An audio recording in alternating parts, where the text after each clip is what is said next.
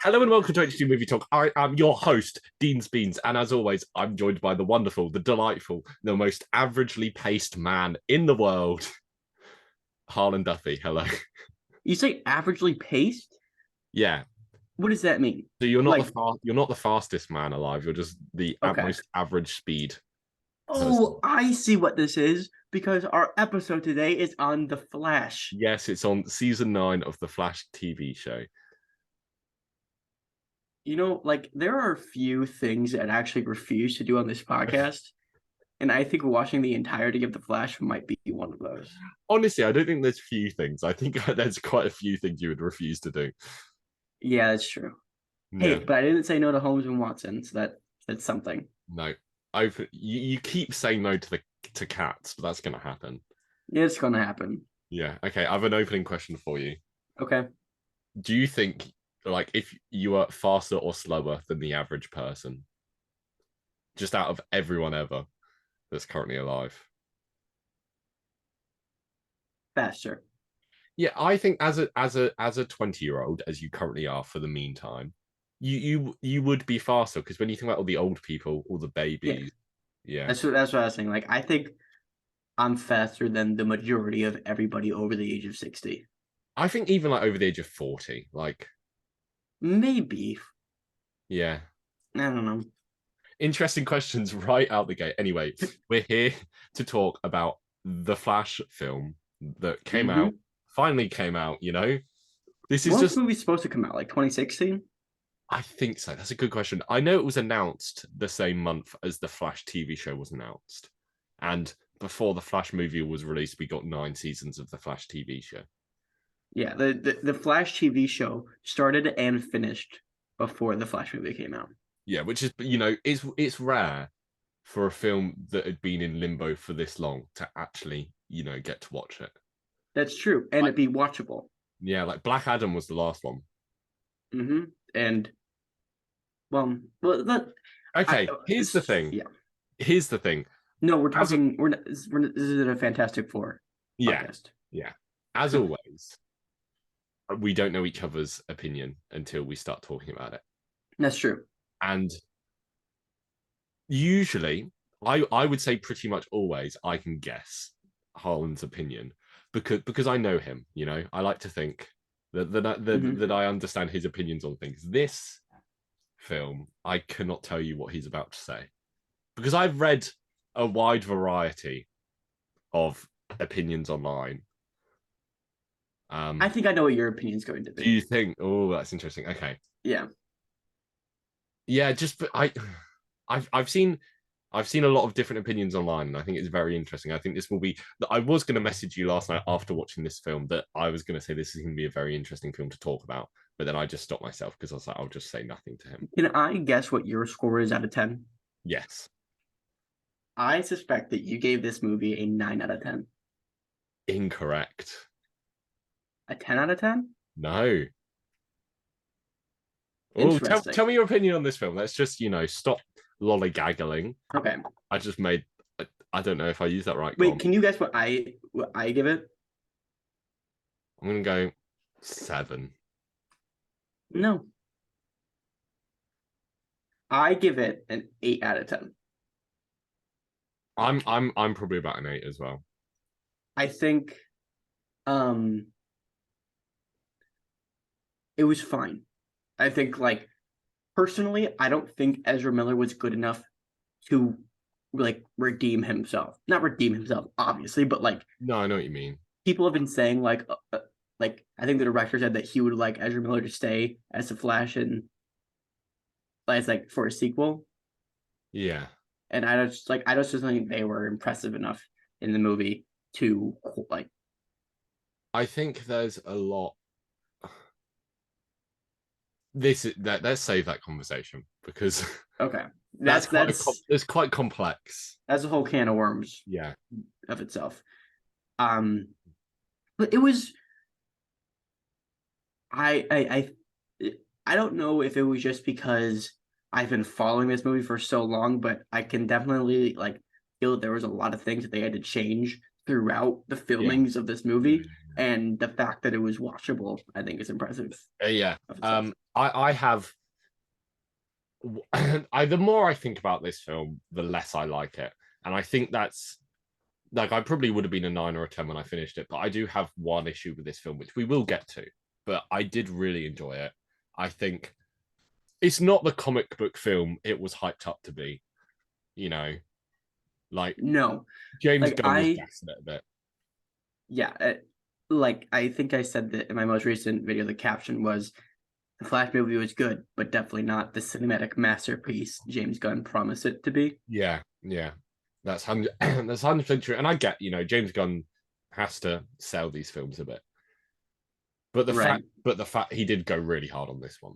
He was like, Shazam 2 is good. And Blue Beetle is good, and The Flash is the best movie I've ever seen, which makes me worry about Blue Beetle. That's a different conversation. Yeah. So how do you want to talk about this? I've got a list of notes of things to bring up. Let's go. Let's just go chronologically your list of notes. Okay, I've only got. Then they're not okay. Do you want to go character by character, and then we can get to? Sure. Because my notes are just random things that I thought I would forget to say. I think we should start off with Barry. Sure. So to get to the Ezra Miller conversation, I'm just going to start with this, and then we can move on. What you were saying about whether he would come back, they would come. We're gonna say he when we don't mean to. So apologies. Yeah. Just get that out of the way now. We're not doing it on purpose. I think because supposedly they're now reforming and they're going to therapy and blah blah blah. And I think if that stuff works for them, then I wouldn't mind them coming back as the Flash. And like maybe they should, I don't know. It's a difficult conversation, but I don't know. Personally, like just looking at Ezra Miller's work in and of itself, separating the art from the artist, not that impressed. Just for them as an actor, and I just honestly I don't have like Robert Downey Jr. as Iron Man, irreplaceable. Yeah, Ezra Miller as a Flash, I don't know. The thing is, I have always said I don't like Ezra Miller as the Flash, and I was saying that since Justice League. And it's just because I don't particularly like this characterization of Barry Allen. And like it's a similar thing with Spider-Man, I think. When in the comics you've got this character who's very intelligent and like knows his stuff, but he's like he can be a bit awkward and he is a bit of a nerd, but he's like still pretty cool. And then in the films, they're like, let's just make this guy the nerdiest guy in the world and let's have him have no friends. And like they kind of do that with Spider-Man a lot of the time. And I think that is kind of what they've done with the Flash as well. So like my issues with this version of the Flash is more how he's written more than Ezra Miller. I think I would say the Flash is my second favorite DC hero. Yeah. The first being Batman, which kind of makes this movie very exciting for me.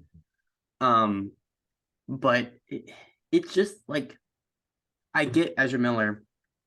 They have, their catalog of mental issues and all that stuff, and they're going to therapy, which is really good for them. But like, you commit crimes, you get fired. You know what I mean? Like, it's just kind of a thing of like, I just don't. I think the only reason Ezra Miller is still the Flash is they had to pump so much money into this movie, they couldn't afford to recast him. And I completely understand. Now they can, so I think they should. No, that's the thing. What I was trying to say was that if they don't recast him, I'm not going to be super annoyed. Like I'm not going to be like, oh, this is awful, blah blah blah. Like I'd rather them be recast, but I'm not going to be. I've seen a lot of discussion with this online, and I think like I've been waiting for a Flash movie for a while, even before it was announced, and I'm glad we got a good one. And I want to see it because I want to see a Flash movie. However, and I get that Warner Brothers, they couldn't have seen this coming. So they're kind of like, well, we have to release it anyways. But then if they continue to use Ezra Miller, it's like, okay, Now we're just excusing them of their crimes. That's true. Yeah. So that's my opinion on it. And if they make like a Justice League with Ezra Miller as a Flash still, then I'm gonna be that I think will be a much more hot topic for debate. Yeah. And let's draw this conversation to a close. Thoughts on Barry Allen? Should we put a line in that? Okay. Okay, should we do thoughts on the two Barry Allens in tandem? Yeah. Because originally, so I hadn't really thought. I prefer the Barry Allen in this to both Justice Leagues. Yes. And when they introduced the second Barry Allen in that first scene in the bedroom, I was like, oh no, this film's going downhill. This guy's really going to get on my nerves. But it was fine, and I enjoyed it, and I think it was good. I think they were very smart about how they did that because they showed that although Barry Allen, the one that we've been following, is kind of silly, he has established a moral code through losing his parents. And I thought that although one could argue that there really isn't much of an antagonist in this movie, which I think is interesting. Yeah. Like Barry Allen, the one in the Flashpoint universe, becoming the Flash and then also becoming the villain makes a lot of sense because this is a Barry Allen who hasn't learned any moral codes and he's given these powers and he's reckless with them all throughout his entire adulthood as well. I thought that was a really interesting play on the character instead of just doing reverse Flash. For ages, I've said, and I feel like in my brain, when after watching this film, I was like, there's been another one recently, and I haven't figured out what it was. But like, I've been saying for ages, I want a superhero film where there isn't like an antagonist, because that's what I think the Wonder Woman film should have been. Like, I think the Wonder Woman film would have been a lot better if Ares didn't show up at the end. Different conversation, I know. But like, if they just at the end of that film, they were like, oh yeah, and people are bad because people are bad. I think that's a better ending to that film. Yeah, I agree. And I keep thinking there's been another one recently. I do not know what I'm thinking of. I might have to have just a scroll through my phone. But I'm happy we finally got my wish of a superhero film without an antagonist. And yeah, I think the other Barry grew on me, and I think he does work well. And I think it is like a good balance between the two. And yeah. And also, I'm so happy they didn't take Barry Allen's Batman suit seriously. Yeah. Like, it was goofy, and they knew it was goofy, and they played it off. Okay, but what do you think of the main Flash suit in this film? Awful. Awful. I think it looked good like at points. Yeah. But at other times, it that also brings on another discussion of CGI. Yeah, which we'll get to. What are your issues with the suit specifically? Specifically, is first of all you can tell it's not Ezra Miller's body. Yeah. You know, like it looks almost like photographed on. And also, I really, my favorite part about this suit is like right before he's about to take off, you can see the like speed force going through his suit, and then like, I think that's cool. But the head's very large, which I'm no stranger to a big head, but like it looked a little bit goofy. Also, you could tell his little visors that came down were never actually there. Yeah. And they didn't feel, I don't know, tactical enough. But it just looked off. Yeah. I don't like the helmet, and I think that's it.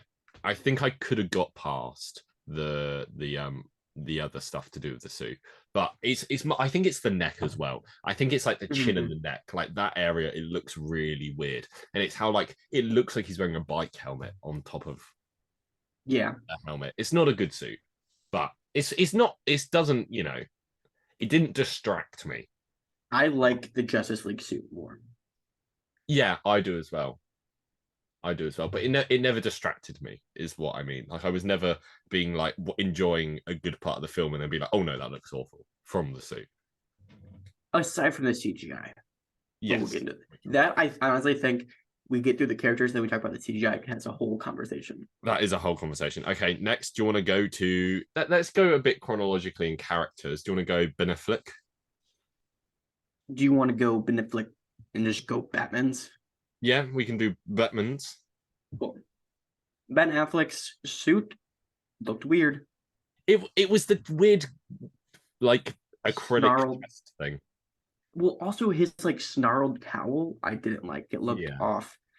And he looked older in this. Yeah, but like that's fine. I, Like I think that is my least favorite Ben Affleck suit. probably. I'm not a massive suit of his Armored One and BVS. Oh, against like I like that. My least favorite one before that was his armored goggle suit Oh in yeah. Justice League. That's the worst one. You're right. Other than this one, no, not great. We're doing a lot of suit talk, but That's like half of our career, bro. it's 100% true. But yeah, it's good. I like the yeah. He's fine. He's good. I think I think he's good. I've never loved him as Batman, Me either, and but he this doesn't like stick out. yeah, this is the last time we'll see him probably because he's Hmm. apart from Aquaman. He could be an Aquaman. He could be. That You would be don't know. confusing. Spoilers for this film. I don't think we've said any big spoilers yet, but Yeah. if you're stupid enough to still be here, spoilers. Sorry. Okay. Next Batman, the best Batman in the movie. Michael Keaton. I can think of a funny name for him. Michael Keaton. Good try. One of my Keaton. favorite actors. Just want to get that Okay. out. He's I love Michael Keaton. I think he's really, really solid. And he's so much fun here. I think he is a lot of fun. Oh no. At, That's a butt. at a point, I was worried when Michael Keaton dies for the first time. Yeah. I was a little bit worried, like, oh, they're bringing back a character just to kill him off instantly. Because, like, that I think is one of the big no-nos of bringing back a legacy character is killing them off instantly. Force Awakens. I think it works in that, but sure, yeah. Um, but they did it well here because the entire thing is like that's like a fixed point is that they can't defeat, which is another issue I have with that. We'll get to that. I have thoughts. But his opening scene, Michael Keaton's opening scene where he fights in the kitchen, I think is fun. Yeah. I think he's the best part of the film. Character-wise, maybe I'll have to rewatch it. He's so much fun. I think he settles back in it really well. Yeah. And like I just think like the bit of his ship spinning is just so cool. And I was just like, yeah, this guy is just. And then his fight with the Kryptonian. big Kryptonian. Yeah. He's a proper Batman. And you know what I loved? What? We're going okay. I didn't even mean to do this. We're going back to conversation numero uno for this podcast. His suit. So obviously he's just in pretty much the same suit. Like it's CGI enhanced, so he can move a bit better. Mm-hmm. But nobody mentions how stupid it is, and I love that because, and we talked about this when we did all our suit ranking. I said this for Christopher Reeve Superman as well. This suit is from a time in superhero films where not everything had to be realistic and make sense. Mm-hmm. So I really enjoy that they were like, yeah, this is what this guy's suit looks like, and it works, and he's cool, and they just left that. They did kind of poke fun at it a little bit, which was my dad's favorite part of the movie. What parts that? Was when Barry Allen is in the Batman suit, and the other Barry Allen says something, and so he turns, and the mask is all like, because he can't really turn his neck. Yeah, and then also when the Barry Allen rips off the neck part of the cowl. Yeah. They kind of addressed it, but not really. And I think that works. Something I was talking about to my dad, I was like, I was surprised how much ass Michael Keaton kicked in this movie, even though he had just from action choreography point of view. Like I was surprised how much whatever stunt double was filling in for Michael Keaton was able to move. Even though he couldn't move his neck. Yeah, I think I'm gonna throw out a big statement here. Michael Keaton is my favorite Batman. He is the most Batman. Wow. Like this guy just Batmans, you know? Like, More than Robert Pattinson? yeah, I mean, because I get that's very grounded and like, you know, but this guy is just walking into a room, taking down 20 gunmen and just like not even flinching. And then he does it all in his stride. Like the bit where like Barry's like, oh, what do we do? And then he's like, we don't die. And then he does the hand signal when Supergirl attacks. Just he knows what's going on. He's got a hold on it. And like Robert Pattinson would be killed if he was in that Zod battle, like in 10 seconds. Oh well, yeah. But Michael Keaton, because he's Batman, can like stand. And this isn't a complaint about Robert Pattinson's Batman, because that it fits the world it's in and that works. Right. Just this is very Batman of just having a guy who can go up against these Kryptonians and just Mm-hmm. Um, he does die pretty easily though, which makes sense. I get it. not But yeah. like No, he I gets mean he slammed to puts the up a ground good by a fight. Kryptonian, but Yeah. and Like I you're get it. against He's an old, army of Supermen. I mean that they're not as strong as Superman, but whatever. Um, okay, and the last Batman, onto my proudest. I mean Adam West. Adam West. That's true. He's in there for a quick second. A quick second. Onto my proud. I cannot remember if I said this on the podcast, and I really hope I did. But I predicted George Clooney was going to be at the end of this film. Wow, Did I say you that to really you? Do you remember that? Dean, forget so many things. I said it. I said it to Will, and Will messaged me being like, "Dean, you got it right." Because I said, "Wouldn't it be really funny just to get rid of Ezra Miller? They just dumped him in the George Clooney universe at the end of the film." That's what I said as a joke. Okay, And then it happens, and then I was like, I predicted George Clooney would be in this. I just felt very happy about that. now let's take a moment here.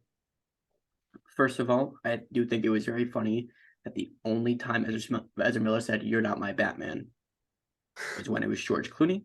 Yeah, That was silly. Also, it was confirmed that the director of The Flash is also going to be directing Batman the Brave and the Bold. yeah. Is that going to be George Clooney? No, I 100% not. But if it Right. is, I wouldn't. I think it'd be. People would be so annoyed, and I'd kind of enjoy it. I'd like. It wouldn't be my choice, but I wish I could travel to the parallel. I wish I could go back in time, stop my mum from being killed, and then travel to the parallel universe where this film was released and watch the film with George Clooney in. Well, here's the thing. They made it very clear with the Aquaman post-credit scene, which was totally tacked on and felt so weird. Yeah, we'll get to that. That like this is the new universe. Yeah, but for how long? you know? That's true, but what movies are there on the lineup to deter it from any other universe? You know what I mean? Like, I don't need to explain it though. yeah, I feel like James Gunn isn't that dismissive. I don't think it is dismissive if you don't explain it. I think you're just like, this is the new universe. It starts with Superman. It's not going to be George Clooney. Do you think there's a chance that it's going to be George Clooney? Yeah. I disagree strongly. Well, because this is supposed to be like this, like the starting point of the new universe. I don't think anyone ever said that though. I think James Gunn said it. Did we just read into that? And also, it was like okay. If you're building a cinematic universe, you're not going to choose 50s, 60s George Clooney to be your Batman, especially when Henry Cavill is too old to be Superman. Yes. Yes. But I also think that Michael Keaton was originally supposed to appear at the end. Like, because we know that Michael Keaton was going to be in Batgirl, he's going to be doing all these things. We know that they were planning on doing that, but considering Batgirl was canceled, he's out of that. And I personally think that the initial plan was that Michael Keaton would also show up at the end. Yeah. They had to cut that for whatever reason. because those films aren't happening. I think it's 100% just a joke. It's like, haha, everyone hates George Clooney as Batman. Here he is. Maybe It's not like, what do you think the percentage chance of it being George Clooney is? 69. No way. 60. You think it's How more, 60? you think it's more likely that it's going to be Yeah. George Clooney than anyone else? I at least say 60% for him to appear as Batman in the next movie to feature Batman, besides like Robert Pattinson. No. You know, like the next DCU project to feature Batman will be George Clooney. Nah, you are gassing. You're so wrong, and you're going to eat your words. But moving on. Wow. Okay, hold on. I'm going to grab a can of water.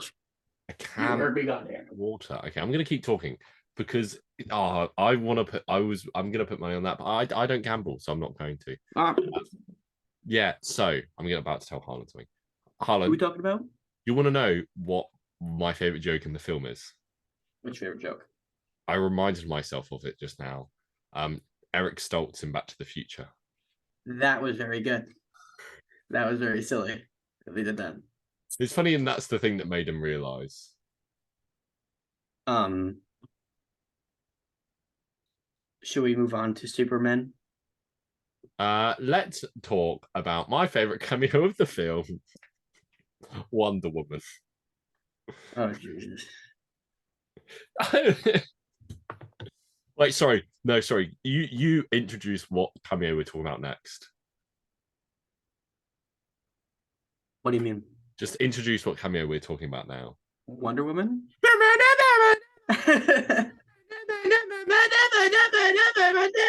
Dude, if there's one more surprise Wonder Woman cameo, I think I might just lose my mind.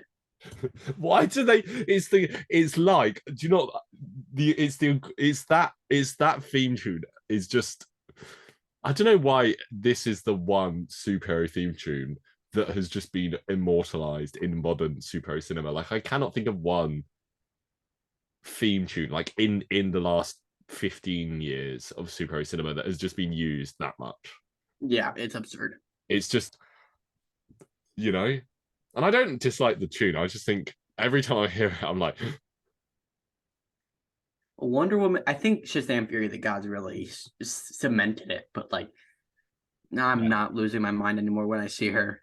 But so when's it? So it's happened. Wonder Woman, Wonder Woman 2, Justice League, Zack Snyder's Justice League, Batman vs Superman, Shazam 2. This is the 7th time we've just had Wonder Woman walk into a room and it's go, man, man, man, man, man, man, man. So, do you know that joke Harrison Ford makes about how the Indiana Jones theme tune follows him around? Yeah, it's like that. Okay, Superman, because that's really what I want to talk about. Yeah, but I don't. Can I just want to get one thing out of here. Gal Gadot's fine in this. I like the lasso of truth joke. Yeah, that's funny. She's in it for 10 seconds though. But just I hope this is the last time we see Gal Gadot as Wonder Woman. And I was always fine with her. I was like, she's pretty good, whatever. But I don't know what it is. It's just seeing her so many times recently. Yeah. I've just kind of gone, I'm done. Let's just get someone else to do this. I mean, other than Barry Allen being recasted, she's definitely my next one. And also, like, some people don't like her, like, for political reasons. Yes. Which isn't like a reason to recast somebody. But I don't know much about why, like, that whole topic, so I'm going to dance around that. I don't like her as an actress. I don't think she's very good. Me either. She really wasn't good in Red Notice. No. But you'll get an opinion on her in the Fast and Furious films when we watch all of them.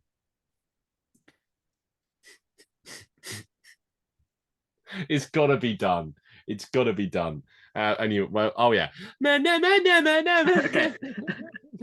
Who are we doing next? It's dealer's choice. Go on. Huh? Oh, Superman. Okay, so let's talk about the first one we see in the movie, which is Supergirl. No, it's not. No. Speed Force Henry Cavill. Oh, right. Wait, do we actually see Henry Cavill's face in this? Yeah. It's CGI. it's him shirtless in it's when Um, like the Flash is running, and then it's a cool scene in a bad film. In just have we done Justice League on this podcast? I feel like we have. I don't think we have. And I really don't want to. We're gonna have to do it. We're Okay, gonna have to. seriously, what would you rather rewatch, Justice League or Zack Snyder's Justice League? Justice League, 100%. Half the time, less than half the time. I do want to rewatch Zack Snyder's Justice League at some point in my life. I have it on Blu-ray. I've got it on. Yeah. Anyway, I'm just checking if we've done. I don't think we have done Justice League, but it's the bit where the Flash is running, and then you just see Superman's eyes go, and then turn. It's a cool bit of the film. Yeah, it is a cool bit. Anyway, wait. Okay, the second one we see. Wait, who? The second female superhero in this film after.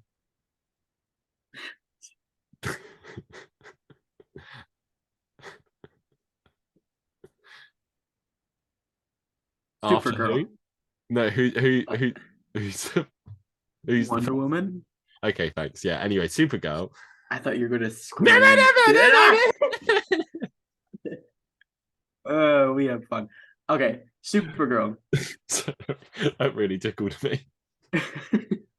I think she's excellent. Yes, I like her. I want to make a regretful confession. Okay.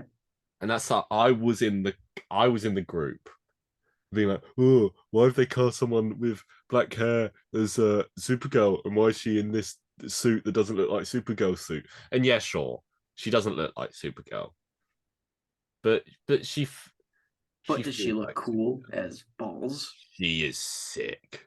Like that suit is sick. Just the whole that haircut, sick. I want that haircut. You know? Well, I can pull it off.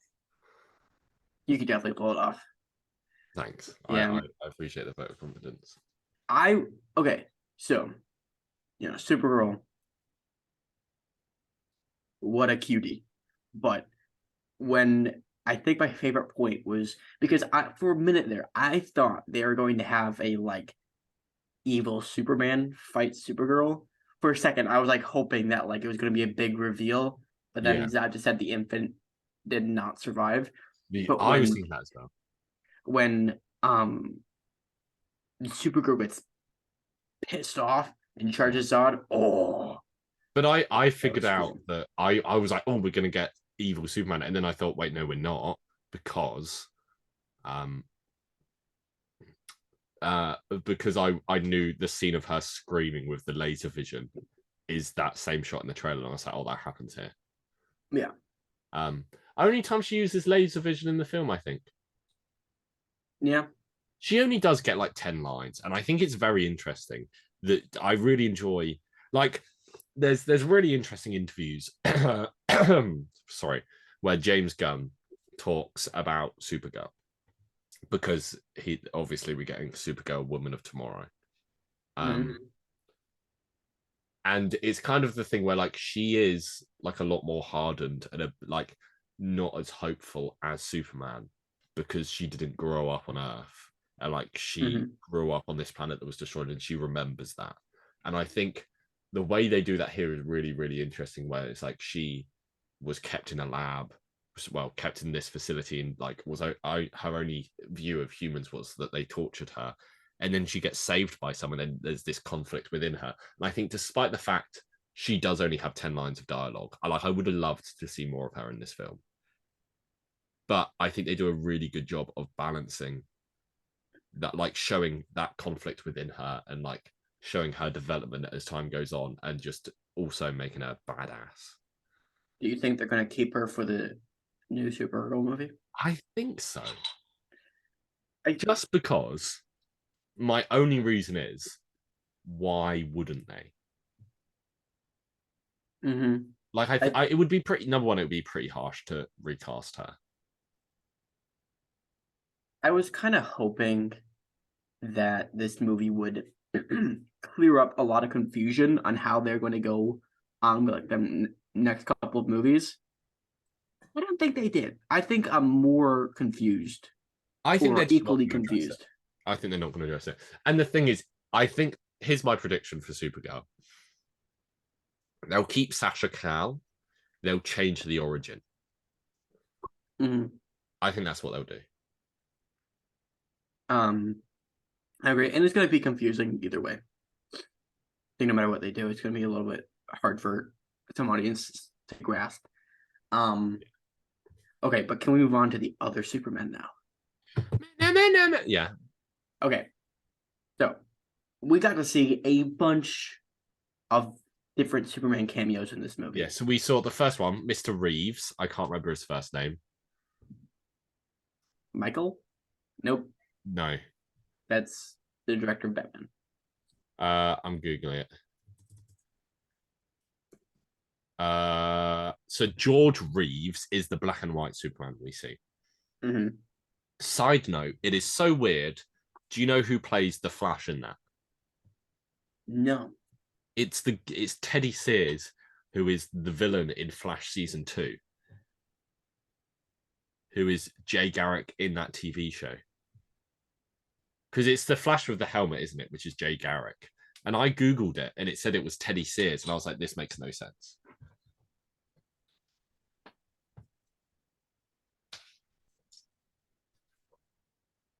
I do think this film was missing. Is it really? I read that, yeah. Interesting. I think this film is missing a Grant Gustin cameo. There probably was one at one point, to be fair. I would be surprised if there wasn't. I'm just having a look to see if he was. Anyway, every cameo in the Flash movie by Screen Rant. Yeah, Teddy Sears, who appeared in the multiple episodes of CW's The Flash show, made a cameo appearance in the Flash movie as Jay Garrick, the first Flash. Interesting. Okay, and then we had Christopher Reeve, which I actually got a bit giddy at. And I was like, oh, Christopher Reeve! It was a little janky, but it looked good. Was. And it was with I don't know her name, of the woman who played Supergirl in that Supergirl film. Yeah. That should be on our silver lining list of films. Oh. I've never seen a single Christopher Reeve Superman movie though. Yeah, you need to watch the first one. You not know that's in James Gunn's top 5. Oh, I know. Hey, don't worry. I know. I saw that video. Okay. Anyway, then I know this is what the one you want to talk about. Yes. I was more excited by Christopher Reeve. I wasn't. Go on, you can say it. Nicolas Cage's Superman. Okay. Sorry. That's what my video is about today. When did you figure out it was Nick Cage? Immediately. I think I saw the hair and I was like, it's Nick Cage. And I was like, that is so crazy. I saw the hair and then I saw the spider, which is even more crazier. Yeah. And then Explain this it. is coming out tomorrow, this podcast, right? Yes. So, but my video is going to be out today. Just brief. Did you know, for the Nick Cage Superman movie, when it initially going to come out, it was going to be the movie to bring back Michael Keaton as Batman. Yeah. And then, if I'm correct, this movie, Nicolas Cage is the longest Superman on screen. I think so. So, I think that this is Nick Cage is this movie's Superman. Yeah. So, that's cool. I honestly, we both talked about how much we love Nick Cage. We did Ghost Rider. I would have hated Superman. Don't get me wrong. I am so glad that movie didn't come out. But it's just it's good. Really no, I really like the cameo here. Of DC mythos. Yeah. That movie, the Superman movie would have been horrendous. Didn't they say like he couldn't fly in it, or he couldn't fly in it? Yeah. Even though, because it was too expensive and too difficult to do, even though it was a $200 movie, $200 million movie at the time, which is insane for a movie back then.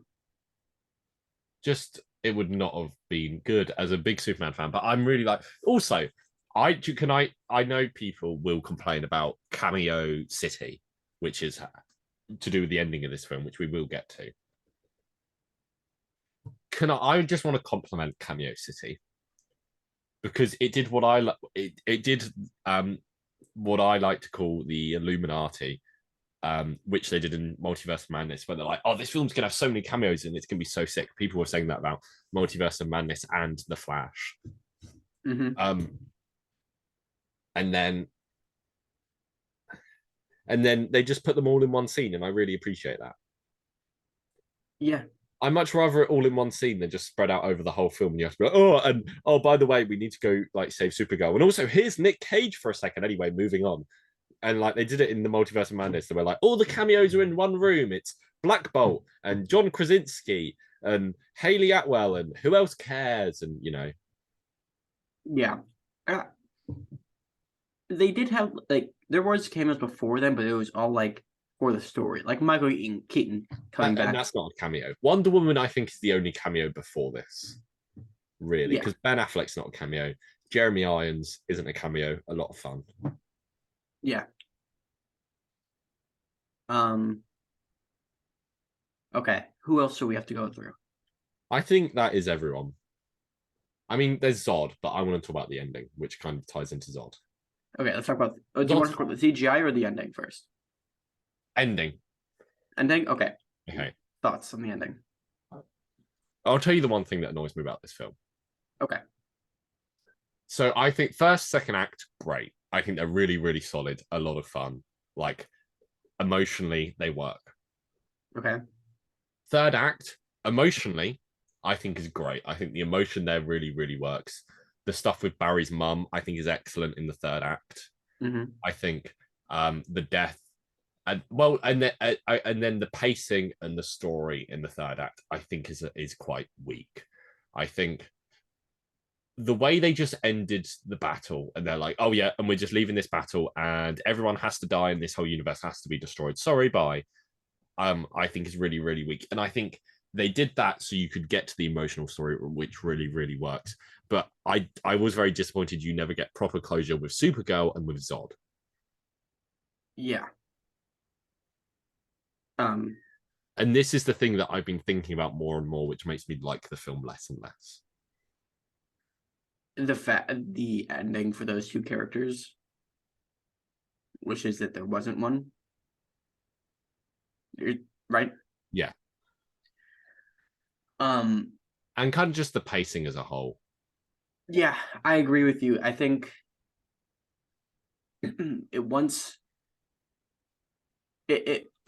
it seems Batman die a couple times, and like I don't like the way Batman died.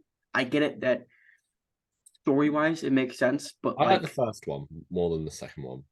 Yeah, it felt just, and because you knew that it was just going to keep on happening again, so you kind of lost any emotional connection to what was happening. But like, we had also developed this connection with Supergirl, and that was kind of abandoned. So I get what you're saying with that. And it's also largely because of the fact that they're like, oh, this whole universe is going to get destroyed. Sorry, bye. Like, it's not just the fact that they kill Supergirl and Batman. It's the fact that everyone on this world dies. It makes it like, how do they know it's a fixed point? Because that happens twice. Right, exactly. Like, I do think the way they describe the multiverse is cool, and I like what they did with the spaghetti. I think it's better than Marvel's attempt. But like as you said, like, how do they know that's a fixed point? Really? 100%. Yeah. It just seems like to me. It seems like they're like, okay, we need to, like you had said, we need to figure out a way to get Barry here. Yeah. From here.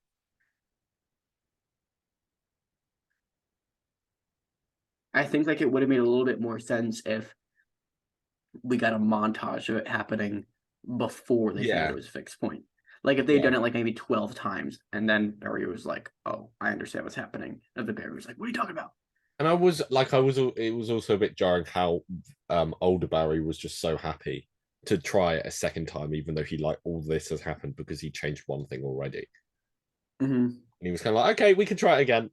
And it is a good joke where he's like, Batman, stop it, that ship's that shielded, and then yeah, like, okay, he keeps flying. I'm like, that's Okay. Anyway, CGI. Okay, so I'm gonna start off this conversation. The How? CGI in this movie, bad, Yeah. but the Oh, director Andy Muschietti, I think that's his Muschietti. name, Yeah. Muschietti.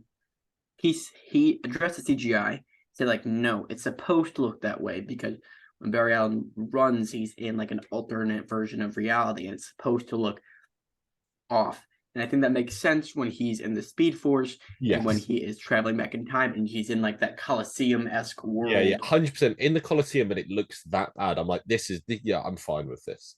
But then, like, when the babies are falling, which we haven't talked about, pretty fun action scene.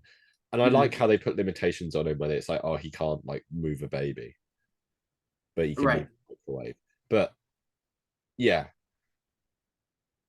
Um, but like honestly, it was a little bit jarring that like his when he was like traveling and you see the Coliseum of Unreal Engine avatars like moving, like it's like, oh, I get it, like it still looks off to me, but that's yeah, fine, that's a creative choice.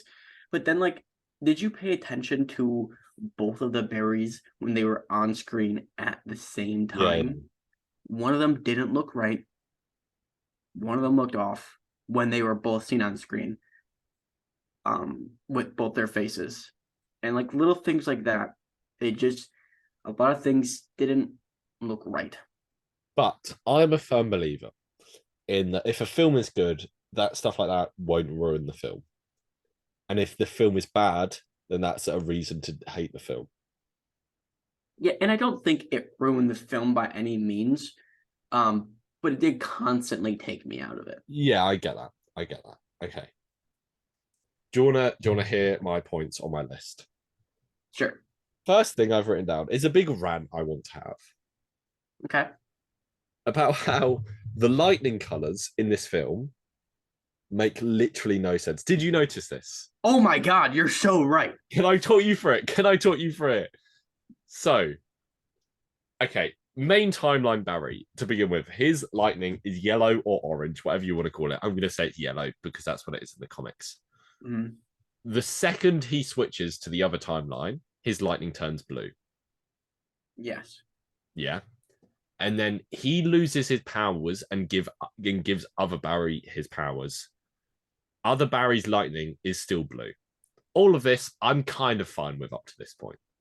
I think it would Mhm. have made more sense if original Barry stayed yellow lightning, but whatever.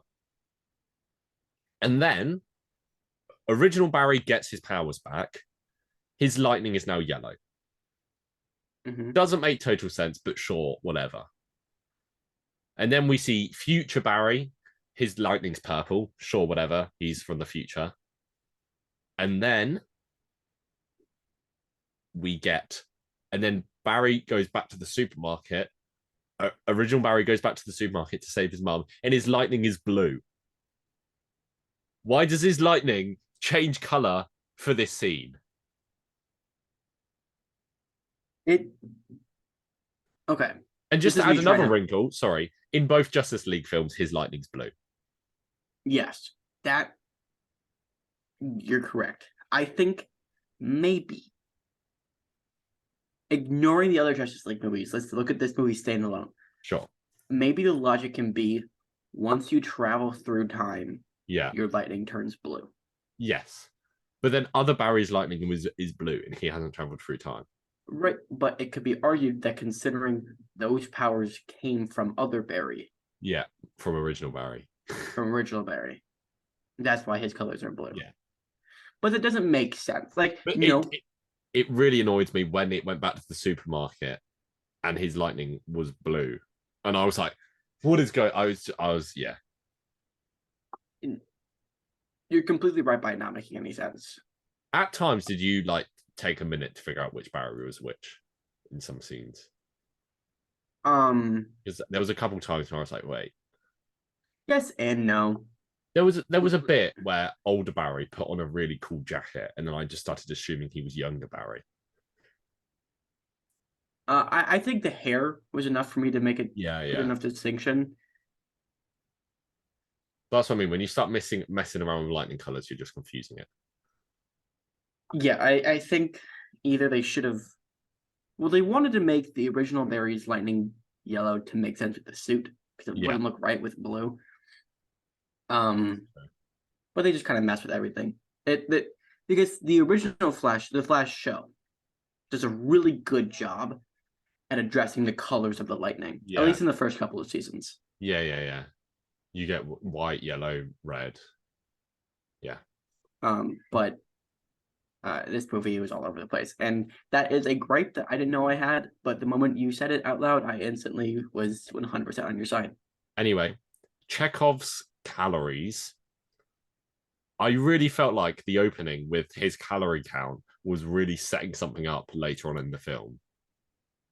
It's never mentioned again, and I don't know if this is a complaint, but it's an observation where I was like, this has to come back again, and like they never. I mean, they do bring up that he eats a lot, but they're never like he never looks at the calorie thing again. Yeah, I mean, I don't know if that's not a gripe of mine because like it is like after we've seen so many movies, especially superhero movies, and a Chekhov's gun is almost like guaranteed. Yeah. The fact that it was like hint like a moviegoer would be able to pick up that is potentially Chekhov's gun and it not being one, that's kind of refreshing. Yeah. But I don't know. Anyway, my next point is something you're really going to disagree with, I think. And this is why I want to say it. So imagine you live in a parallel universe. Okay. Do I need to explain? Have you seen any movies recently, or do I have to explain the concept of a parallel universe to you? No, I got it. I think I got it. Okay, so you're the guy you are now. You're a massive fan of all these films. Okay. You did not know a single thing about the Flash movie until you went to see it, other than the name on the ticket. Okay. And you knew nothing about Spider-Man No Way Home, apart from the name of the film, and like obviously you've seen all the previous ones. Okay. I think you would be just as shocked watching The Flash as you would be watching Spider-Man No Way Home. How do you mean? I think I genuinely, because obviously the Michael Keaton stuff is in the thing, but I think you'd be in just as much shock because you get Michael Keaton. That one's obvious, and I think seeing Michael Keaton is a much bigger deal than seeing any of the other Spider-Man or Spider-Man villains again, because it's been so much longer than it has been for them. And I'm not saying he's better than any of them. I'm just saying it's more surprising seeing him. And then on top of that, you get to the scene where you're going to go see Superman, and oh no, Superman's not there. It's Supergirl, and then you get the return of Zod, and you get no. You get Wonder Woman, and you get Aquaman, and you get all the old Superman, and you get Nick Cage, and you get George Clooney. I think there's just as much here to surprise an audience as there is in No Way Home. You know what? I agree with you, but it does kind of, although you set it up in a way where I wouldn't be able to recognize this in the real world. Yeah, how I look at it, Spider-Man did it first. You know what I mean? So like it just means less. But also Spider-Man's more shocking because they never fully revealed Maguire and Garfield. Right. Well, this film, Clooney and Cage, surprising, but I guess a lot less conventional as well, because the general audience is going to be like, well, Nick Cage is. I had to explain that to my mum, and like obviously she was like, Nick Cage is Superman, that's pretty cool. She figured it out actually. I was like, do you know why Nick Cage was in a Superman? And she was like, oh, was he nearly cast as him? And I was like, yeah, pretty much. Yeah. The same thing went with my dad as well. Yeah, my mum got the George Clooney bit, but then I explained the whole thing about how much he thought he had killed Batman Forever and blah blah blah. Yeah. I mean, he didn't kill Batman Forever. He made the sequel to Batman. No, Forever. I got you. Okay. Do you mind if we play a little game to end this podcast? Sure, let's play a little game. So, I think you and I are going to have the same ranking for every superhero film so far this year. Okay. Do you agree? Maybe. This isn't the game, but let's just go through them. I'll name the superhero films. I'll try get them in order. Okay. Ant-Man 3, Shazam 2, Guardians Galaxy 3, Spider-Verse, The Flash. They're the only 5. I think we're gonna agree on a ranking. I I don't think we're going to agree, but Oh, I think I know what you might do. Okay, anyway. So the worst one is 3-2-1, Ant-Man. Ant-Man Quantumania. The Yes. second worst one, 3-2-1, Shazam. Shazam. Yeah. Next, You three, said two, there's one. five, right? Yeah. Okay. Next, 3-2-1, The Flash. Flash. Okay, this I know what you're gonna say now. I know what you're gonna say, and I disagree personally. Next one, 3-2-1, Guardians of the Or Galaxy. Across the Spider-Verse. Okay, sure, that's fine. So I like this isn't the point of this, but like fairly similar. And like I think the ranking people can't see this what I'm about to do if they're listening, but I think it goes like Guardians Galaxy, Spider Man, The Flash, Shazam, and Mhm. Ant Man. I think Oh, like whoa, whoa, whoa. No, no, no. okay, For me, I was with you up until the very end. I think it's more Shazam, yeah, Ant-Man. yeah, fair enough. But like yeah, like if you were to group them, I think Shazam is closer to Ant Man than it is to The Flash, and Guardians 100%. Galaxy is closer to Spider Verse. The only reason I rank Guardians of the Galaxy over Across the Spider-Verse is I cried so much more in Guardians of the Galaxy. Have you seen Spider Verse again yet? Yes, and it was significantly better on our second viewing. Yeah, nice. Okay, so the game which I present for us Okay. is for each of us to come up with our own list and predict the ranking of the rest of the superhero films for this year. Okay. I don't know the rest of the Yeah, so I'll go through them one by one, and you just tell me where it would slot into your ranking. Okay. Yeah. Yeah. So the next one to come out is Blue Beetle. Okay. Where where do you where do you think that would go? How many are slated to come out this year? So just slot it. I think there's 9. Okay. Well, right now that's at number one. And I mean like alongside this current list. Oh, alongside this current list, Yeah. So do you think it'd be better, worse than the Flash? Better, worse than? I think it will be. I think it'll be worse than the Flash, Okay, but but better than Shazam. I agree. I'm putting mine in. I'm It putting it. has potential to be better than the Flash, It does. but like it'll be It's got hard. potential to be worse than Shazam, I think. Yeah. So I think putting it in between those two, fine. Okay, next. Interesting one. Craven the Hunter. Better than Shazam. Better than Shazam. Under Blue Beetle though. Interesting. So you're putting it in between Blue Beetle and Shazam. I'm gonna put it in between Shazam and Ant-Man. The only reason I'm excited is because I love Aaron Taylor Johnson, and it's going to be an R-rated movie. I think it's also cool. Yeah. So I've put Craven in below, just one space below you under Shazam. Okay. Next is The Marvels. This one I've got no idea. This one I'm gonna say under Shazam. Under Shazam? Really? Mhm. Really? The only reason I say that is because nothing from the trailers for this movie. Shazam, I think, it would have been a favorite. It would have been a top tier superhero movie if it came out in 2010. I knew you were going to say the year 2010. I 100% agree. And I think the Marvels looks very similar to that. So here's my point of view on that. Okay. I really like the body swapping stuff. Mm-hmm. That seems fun. I like the more space stuff, and I really like Aman Vellani. Yeah. So where are you putting this? Above Shazam? I will go to above Shazam, but nothing more than that. I might go above Blue Beetle. I'm going to go above Blue Beetle. We've got 2 separate lists, so that's fine. I'm going above Blue Beetle. I'll go above Shazam because you convinced me. Oh, really? Okay. Yeah. Nice. Okay. Final film Aquaman 2.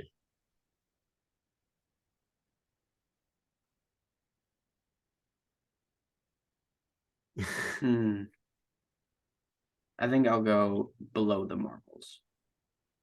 Okay. So better than Shazam. Yeah. I wasn't a big fan of the first Aquaman movie. Like, it's good, but it's not. I'm going to go as above good as it. Craven for me. I honestly think Craven might be like a surprise hit. So here's what I was thinking about this. I think we're at the point of the year where I could not say for definite whether any of the superhero films could be like really good and any of them could be really bad, and either way it wouldn't surprise me. Yeah. Like, but all the films that have already come out, I mean, a lot of them, I like Across the Spider-Verse, Guardians of the Galaxy 3. I think we could have. I mean, I did pretty confidently say these are going to be good films. Mm-hmm. But for the rest of them, no idea. Yeah. And like the thing is, we're on a real streak of solid superhero films, and we talked about this when we watched Spider-Verse. Mm-hmm. How we've gone, Guardians 3 to Across the Spider-Verse to The Flash, and I think The Flash is like quite a bit below the other two, but we're in a solid streak. Was The Flash better, worse, or what you thought it was going to be? It depends. I don't know what my opinion was just before I went in. It's My worse than it opinion was like a couple of weeks ago because of all the gassing James Gunn has done. Mine was it's going to be good, but it's not going to be crazy good. Yeah. And I was kind of right on that opinion. Oh, sorry. Okay, before we end, I'll just read out both of our lists. Okay. I'm going to keep this note, and then hopefully at the end of the year, I'll remember to look at it. So your list, Guardians of the Galaxy 3, Across the Spider-Verse, The Flash, Blue Beetle, Craven, The Marvels, Aquaman 2, Shazam 2, Ant-Man. Now, my list, quite different from yours, actually. Guardians of the Galaxy 3, Across the Spider-Verse, Flash. So our first three are the same. And then I go The Marvels, Blue Beetle, Shazam 2, Aquaman 2, Craven, Ant-Man. We've both got the same worst. Anyway, is that just wishful thinking? They're like, no film's going to be worse than Ant-Man and the Wasp: Quantumania. Well, I've come to the conclusion that Ant-Man Quantumania is a bad movie. I kind of like that is officially my least favorite MCU movie of all time. Maybe. I haven't seen a lot of the bad ones in a while. I rewatched Ant-Man Quantumania and it was rough. Does Spider-Man 3 count as an MCU film? Because that's why it was. You know that's wrong. It is wrong. Like I'm not like that didn't even like phase me. It did phase you. You did not see that look that just appeared on your face. Everyone could hear it in your voice. No. It phased me because I knew you were just trying to get me mad in a different way of like knowing it because that's your opinion. Yeah. You know what I mean? Yeah. Anyway, we have fun. Next week we're talking about Moon Knight. Oh, you know what? Yeah. I think there was a secret cameo that we missed when all the Supermen were being revealed. I have a sorry, I always do this. Do you want to do it or do you want me to do it? Because I've got a funny one. You can do it. Okay. Because I feel like you always start it and then I take it away. And now I feel bad for doing that so often. But it's okay. I just hold it against you. Okay, fair enough. So I feel this is the last time I'm going to do it. Next time, next week you can do it, and next week there's a really obvious one if we're talking about Moon Knight. So if you miss the really obvious one, then you know you're fired, and I'll keep. Really obvious one. What, do you not know what it is? No. Oh, okay. You'll figure it out. You know, like Jake. Okay. Anyway, Nick Cage's Superman never spoke in this. Oh. And because he's such, he just knocked his earphones out. Because he's such an eccentric like actor, do you think he'd do anything really big with his performance here? Because I don't think he would. Anyway, what were you going to say? What were you saying? Well, if Nick Cage did have a speaking role in this movie, yeah, I think it would sound a little bit like I am motherfucking Superman.